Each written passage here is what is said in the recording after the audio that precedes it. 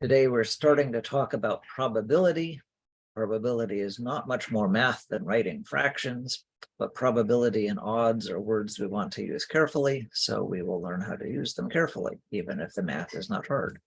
Sort of similar to how average had mean and median, and the math itself wasn't a lot of arithmetic, just adding things up, divide by how many, sorting things in a list and picking the middle, but using the words carefully helps people avoid being sloppy when talking about what's representative or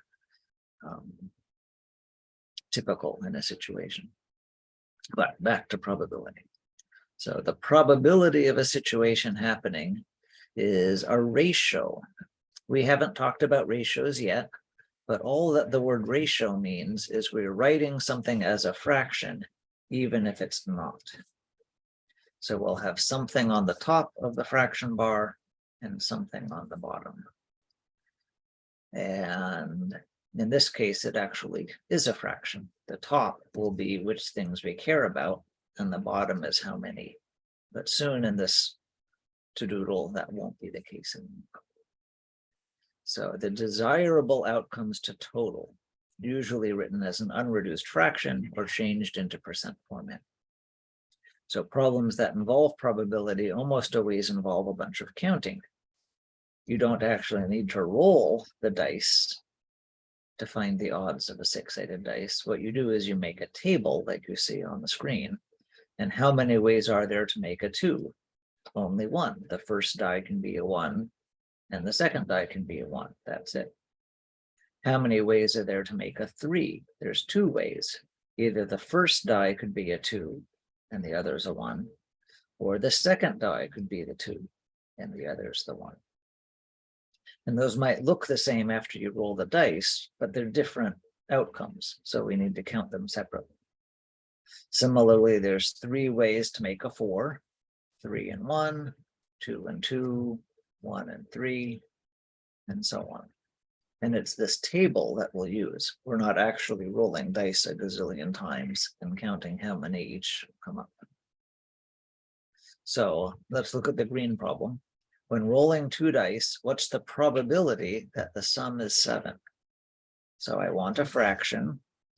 And on the top, again, is the desired outcomes.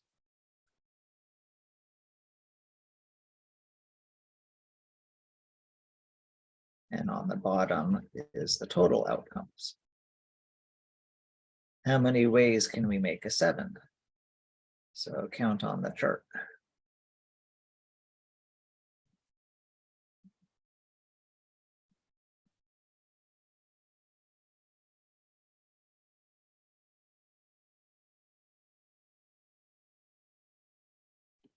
Is it 6? It is. And the 6 ones that are already shaded green for you. And how many total things are there? If I was to count everything on the chart, how many is there in the whole chart? There's 6 down and 6 across.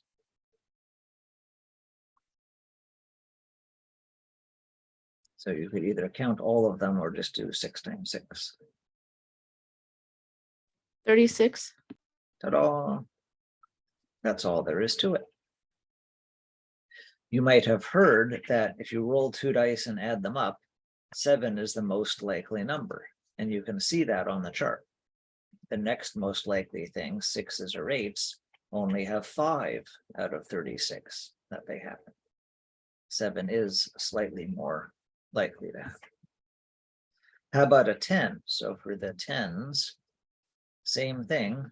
3 of them can be 10s. There's still 36 on the whole chart. So 3 out of 36. If I wanted to change these to percentages, I could do that.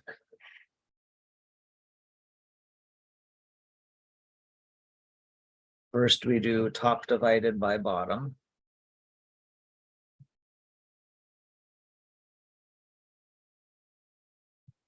And then we do ripple off right into percent. If you were absent on those days, we can review that more later, but 6 divided by 36. Try that on your calculator. Maybe I'll bring up the calculator here.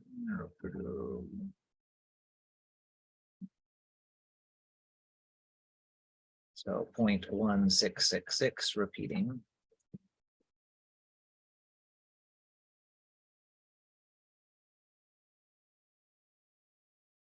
And then we're going to go right into percent. So it's 2 scoots right, 1, 2. The decimal point is fitting right there. So 16.6%. If I wanted to round it to 17%, sure, that works too.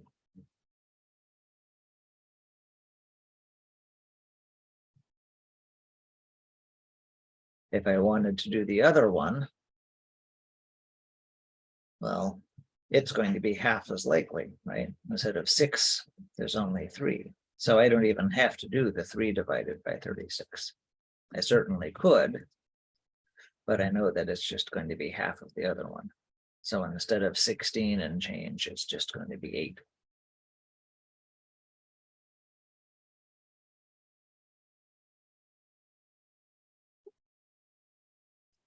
Questions about that page? No. Okay. So not hard. It's a fraction. Count the total things. Count how many are the situation you're being asked about. Write one number on top of the other. Odds is a different thing. Odds is again a ratio, something that we're writing that looks like a fraction, but now the ratio is on the top. That's still the ones that we want.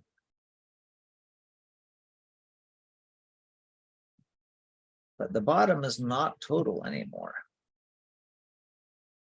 Instead, it's the others, the undesirable one. And this seems a little weird. So I'm going to copy this for a moment before we keep going. And on the copy, I'm going to clear the frame. And let's just talk about ratios for one moment. If I had a classroom, and in the classroom, I had right-handed and left-handed students.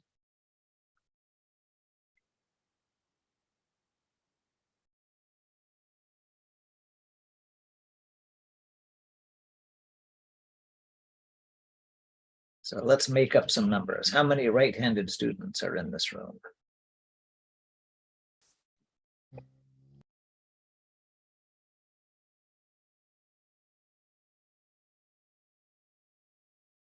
Just shout out a number. 8. 8, okay. If there's 8, there might be 1 or 2 left-handed, let's say 2. So we could say, what is the fraction of right-handed students?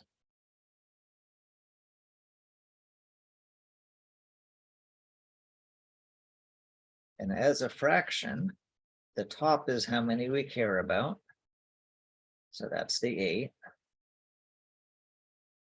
And the bottom is the total. That number is not on the page yet, but it's pretty easy. How many students total are in the class, assuming they're all either right-handed or left-handed, and we don't have a mob of ambidextrous people hiding in the corner.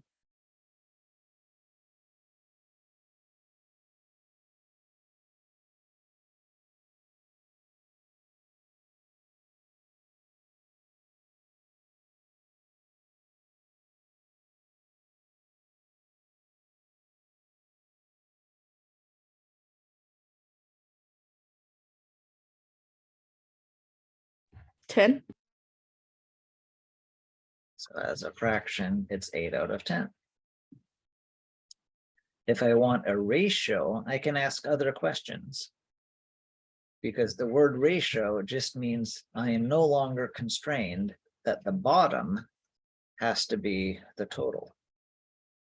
I can ask about other ratios the way the English language works. So I could say, what is the ratio of right-handed to left-handed?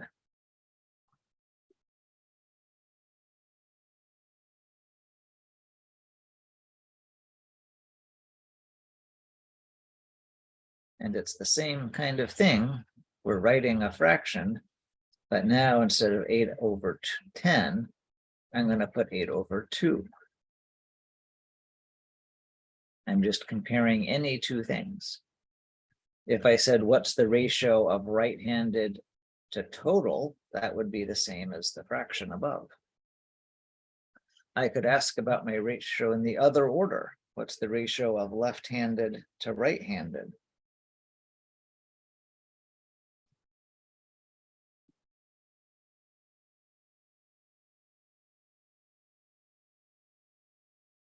And I can ask it in that order, right? The words make sense.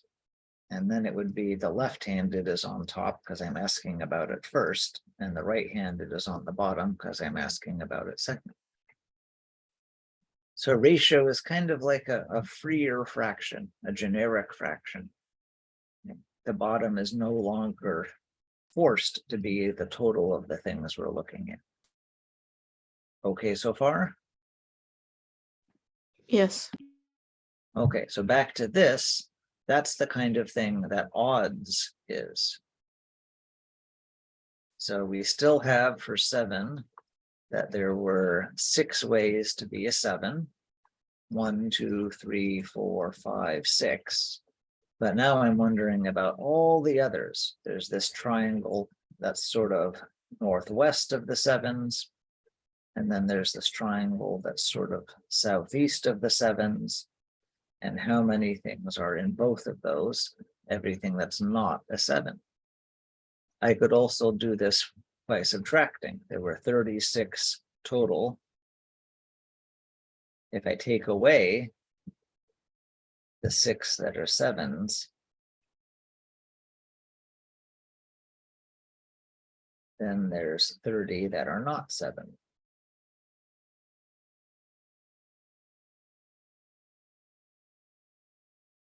So you can find this however you want. You could either just count all of these and find that there's 30 that aren't a 7 by the time you get down to 12.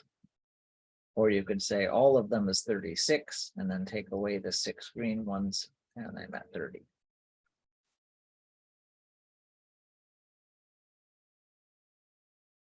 So there's still not really any math happening, right? We're not adding, we're not subtracting, we're not dividing. All we're doing is writing one number on top of the other. With odds, you don't change them into percent format because the percent only works if it's starts as a fraction, how many out of the total. Remember that with ratios, you could even flip them around and it makes sense. You can't just flip a fraction over. So these are different creatures. Okay, when rolling 2 dice, what are the odds of the sum being 10? Somebody help me with that. How many of them are 10s?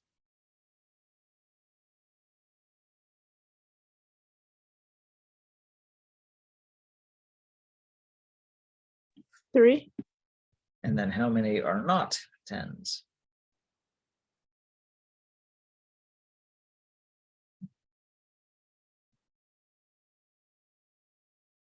$33. Yeah.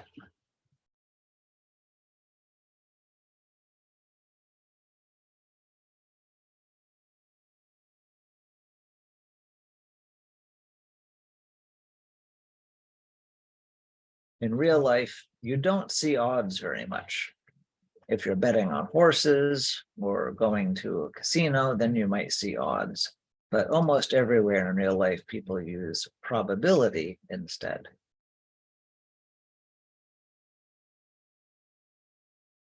Okay. Each of the individual ways that a situation could happen is called an outcome. I used that word before. It's just sort of a normal English word. Remember that, for example, if I'm adding up two dice, rolling a 2 and then a 1 is a different outcome from rolling a 1 and then a 2. If the dice were different colors, it might be more obvious that that was true. So the collection of outcomes that we group together is called an event. So rolling a total of 3 is an event that has 2 outcomes inside it. Or in our table, the green squares for 6s, I'm sorry, the green square for 7 back on this page. I needed to be clear with my colors. Those were all one event. Rolling a 7 was one event with 6 outcomes that were part of it. You probably won't get that specific of the jargon on the GED, but maybe, so I want to give it to you. Okay, what's the probability that the sum of 2 dice is an even number? Let's mark that one. I'm going to actually copy my table so I can mark it twice for the 2 different problems.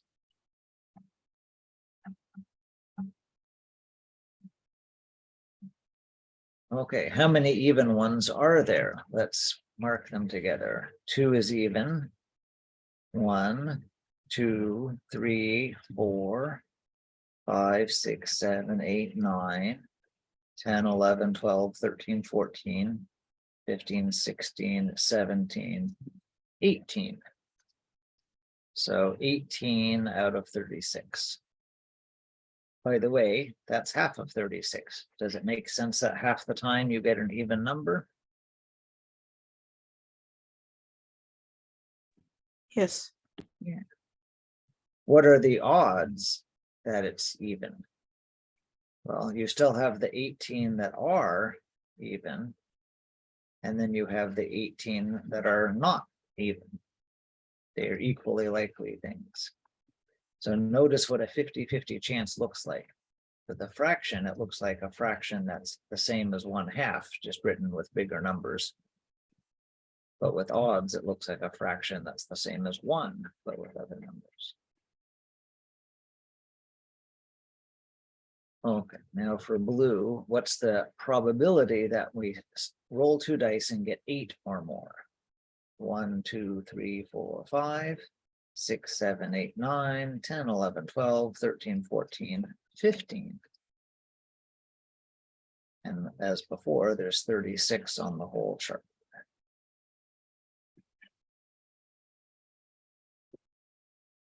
What are the odds that it's 8 or more? Well, we still have the 15 on top. What's 36 minus 15?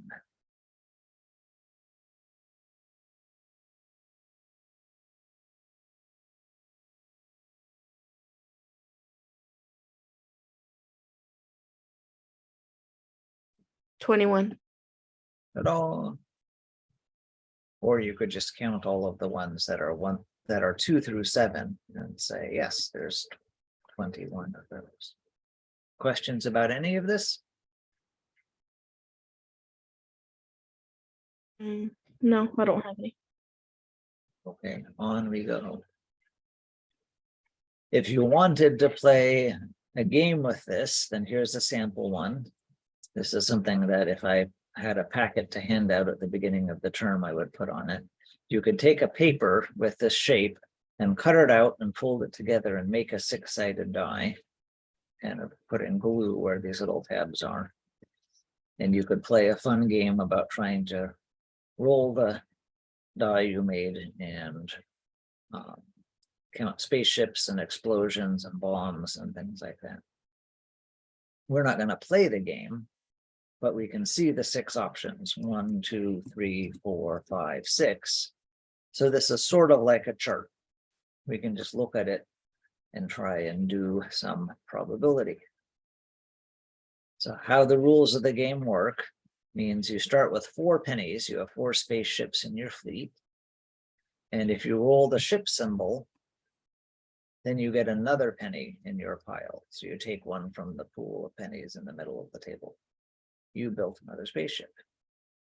If you roll an explosion, then one of your opponent's ships blows up. They put one penny back in the middle.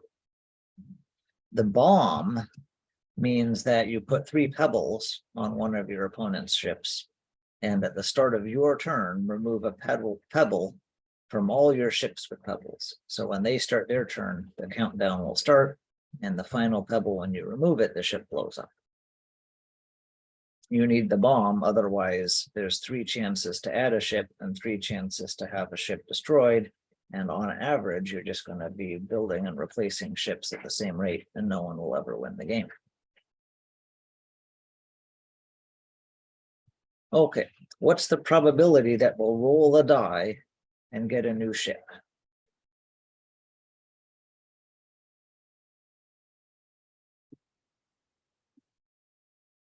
How many of our things let us get a new ship?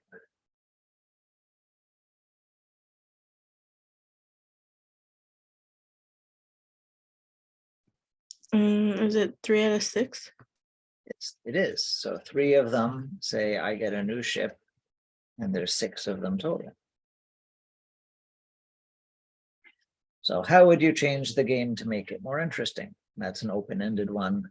If you have paper and want to make a 6-sided die and tape it together, you could, and see what you can do with your kids.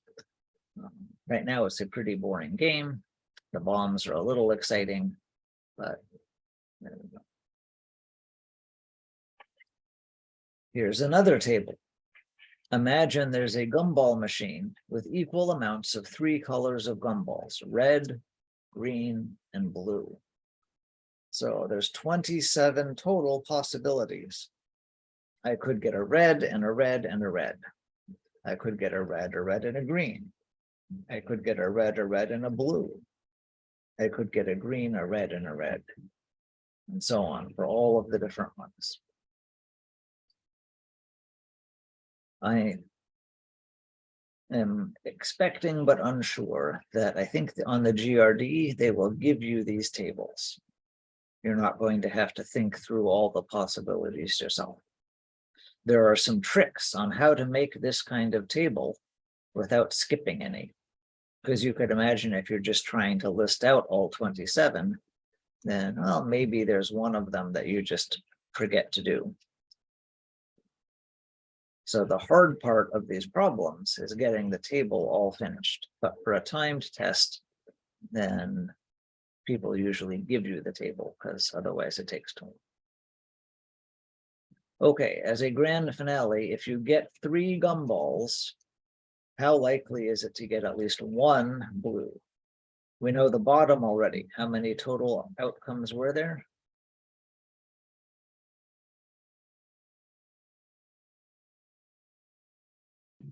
27? Okay, so now we need to count how many have at least 1 blue. I counted 27 of the blue. I'm not sure if I counted right. Let's see, 1. That one has a blue. These have blue. And that. I was counting each of the B actually, sorry.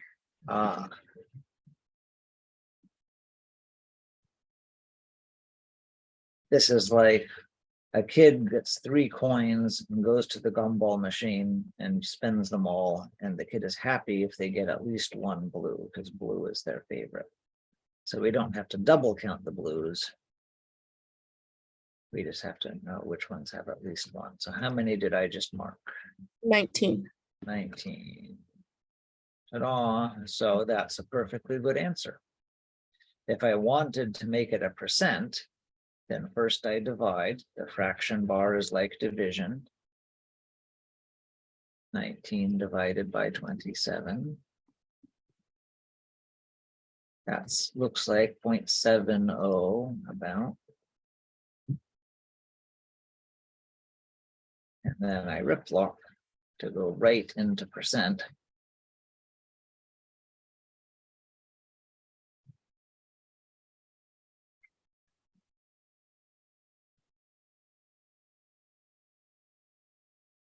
right into percent. So the decimal point will go there. 70%.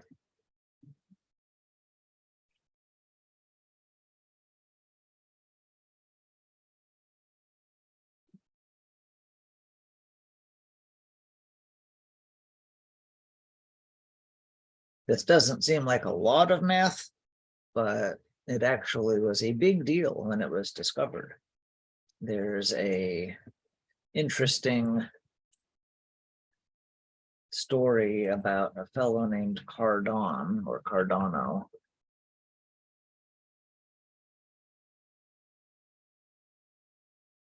Let me get that up for us.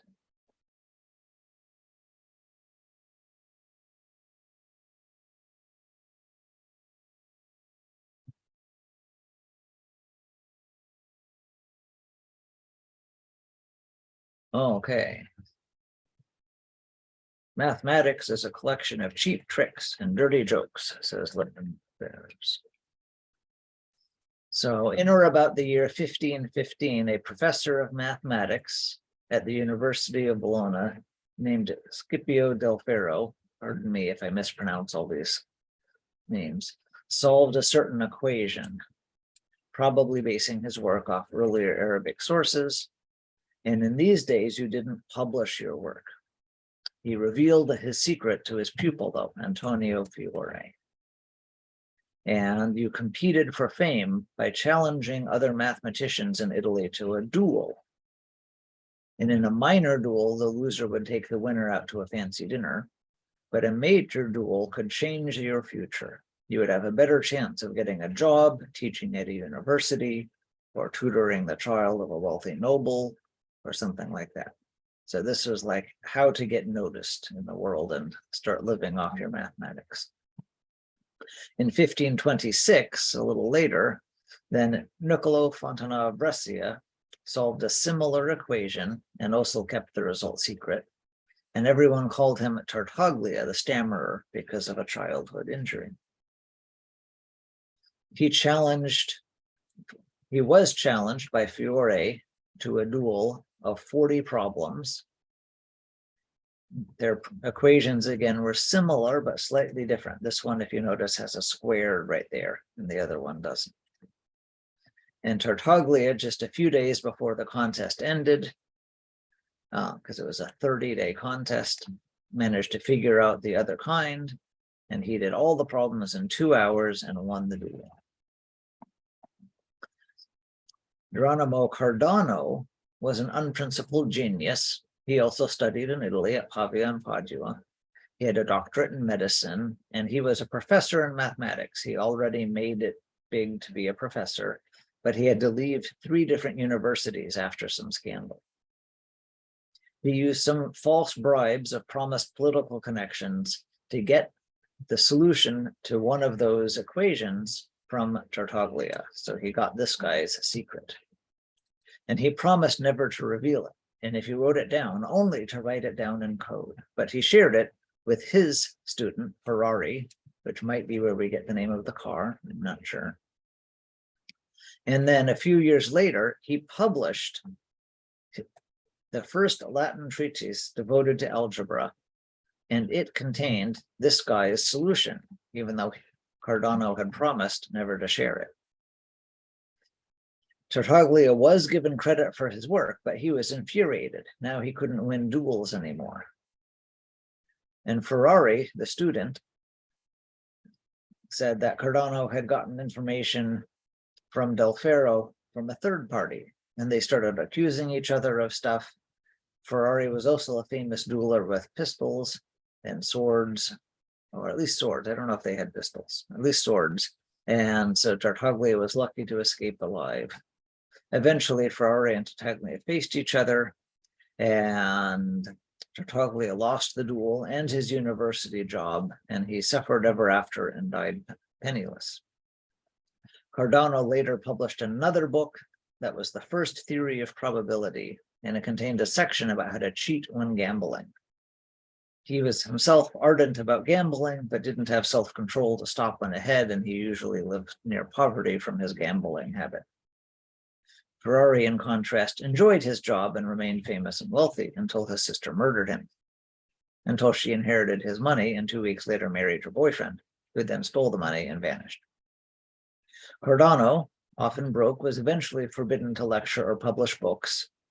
He got imprisoned on a charge of having cast the horoscope of Christ, because at the time, the Catholic Church promoted both astrology and horoscopes. It thought both were true. And of course, it had an official day in the calendar year for when Christ was born. So if you take the logical but sacrilegious step of putting Christ's official birthday into the procedures for horoscopes, you can cast the horoscope of Christ. But then you get a life story that doesn't look anything like the Gospels, and now you have committed sacrilege and the church doesn't like you. A year later, the Pope granted him a pardon. Cardano went to Rome and he became an astrologer for the papal court, and he's reported to have correctly predicted the exact date of his own death, and he achieved this by committing suicide. So anyway, there's more to read if that little bit of history isn't scandalous enough for you, about how the invention of official probability math by Cardano and others kind of revolutionized gambling in Italy and caused all sorts of social problems. What a cast of wacky characters they were.